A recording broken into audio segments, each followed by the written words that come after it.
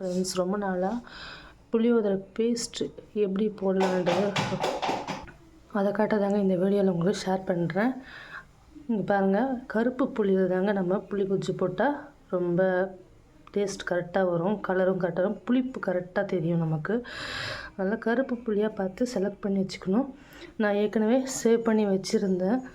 So அதுதாங்க இப்போ இந்த வீடியோவில் நீங்கள் பார்க்குறீங்க.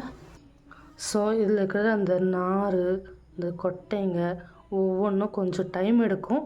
ஆனால் இது ஃபுல்லாக நல்லா க்ளீன் பண்ணிவிட்டு டஸ்ட் இல்லாமல் நல்லா க்ளீன் பண்ணி வச்சுக்கணும். இந்த மாதிரி தனித்தனியாக எடுத்து வச்சுக்கணும். அப்போ தான் உங்களுக்கு கொஜ்ஜு வந்து பிசுறு இல்லாமல் நல்லா வரும். வாங்க என்ன செய்யலாம், எப்படி செய்யலான்றது பார்க்கலாம். இப்போது இந்த பாத்திரத்தில் நல்லா தண்ணி விட்டு இந்த மொத்த புளியும் நான் காட்டியிருந்த மொத்த புளியும் ஊற வச்சுருக்குங்க. ஒரு அரை மணி நேரமாவது ஊறினா தான் இது மாதிரி சாஃப்டாக இருக்கும். இப்போ இது நம்ம மிக்சியில் இந்த மாதிரி ஒரு பெரிய ஜாராக எடுத்துக்கோங்க.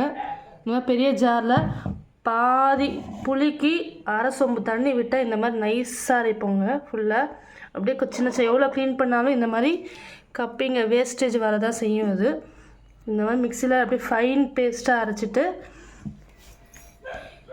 இது மாதிரி நல்லா இதை ஃபில்ட்ரு பண்ணி எடுத்துடலாம். இதை நல்லா கை விட்டு கொஞ்சம் இது கொஞ்சம் வேலை ஜாஸ்தி, ஆனால் நல்லா சூப்பராக வருங்க. இது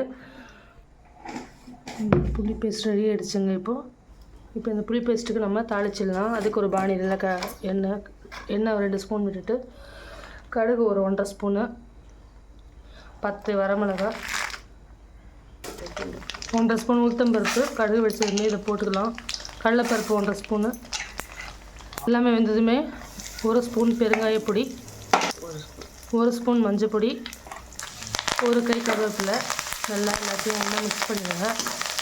இப்போ இந்த தாளிப்பு அப்படியே புளி பேஸ்ட்டில் போட்டுட்டு நல்லா மிக்ஸ் பண்ணிட்டு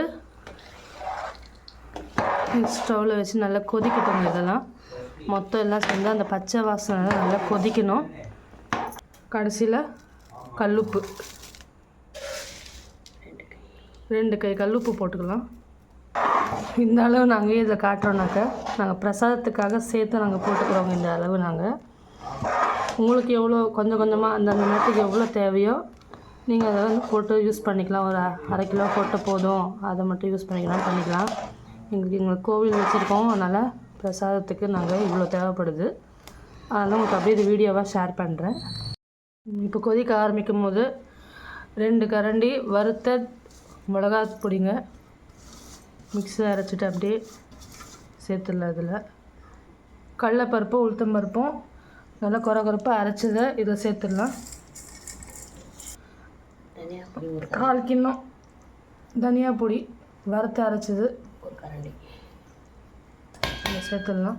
எல்லாம் அலம்பி வச்ச எள்ளு பொடி, வறுத்து அரைச்ச எள்ளு பொடி இதில் சேர்த்துடலாம். 1/4 ஸ்பூன் இதில் சேர்த்துட்டு எல்லாத்தையும் நல்லா மிக்ஸ் பண்ணிடலாம். ஃபுல்லாக ஒரு சின்ன கட்டி வெல்லங்க, இந்த ரேஷியோவுக்கு ஒரு 50 கிராம் வெல்லம் சேர்த்துக்கிறோம். 50 இல்லை 25, ஒரு 25 கிராம் வெல்லம் போதுங்க. இதில் சேர்த்துறாங்க. ஃபுல்லாக கம்பைண்டாக மிக்ஸ் பண்ணிடலாம் எல்லாத்தையும். அவ்வளோதாங்க. நல்லா ஒரு 15 மினிட்ஸ் கொச்சிருச்சு. இங்கே பாருங்கள் நல்லா திக்காகுது. உங்களுக்கு இதில் இல்லை உப்பு காரம் தேவைப்பட்டால் மேற்கொண்டு இல்லை சேர்த்துருங்க. இப்போ நாங்கள் போட்டிருக்கோம். அவ்வளோதான். இது நல்லா வந்து நம்ம ஆற வச்சுட்டு ஃபுல்லாக கம்ப்ளீட்டாக கூல் ஆனதுக்கப்புறமா ஒரு ஏர்டைட் கண்டெய்னரில் ஸ்டோர் பண்ணி ஃப்ரிட்ஜில் வச்சிட்டிங்கன்னா ஒரு 3 to 4 months வரைக்கும் நல்லா தாங்குங்க. அவசரத்துக்கு சமைக்க முடியலன்னா கூட இதை வெறும் சாதம் மட்டும் வச்சிட்டா கூட போதும். இந்த பேஸ்ட்டில் மிக்ஸ் பண்ணி மேற்கொண்டு கொஞ்சம் தாளிப்பு மட்டும் எக்ஸ்ட்ராவாக தேவைப்பட்டால் போட்டுக்கலாம். வேர்க்கடலாம் போடலாம்.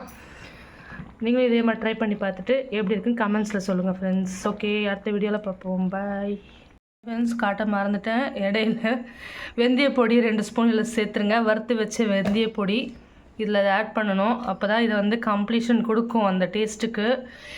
எம்மியான டேஸ்டியான அந்த எள்ளு பொடியோட வாசனையோட வெந்தய பொடி வாசனையோட உங்களுக்கு புளி கொஜ்ஜு ரெடி ஆகிடுச்சு.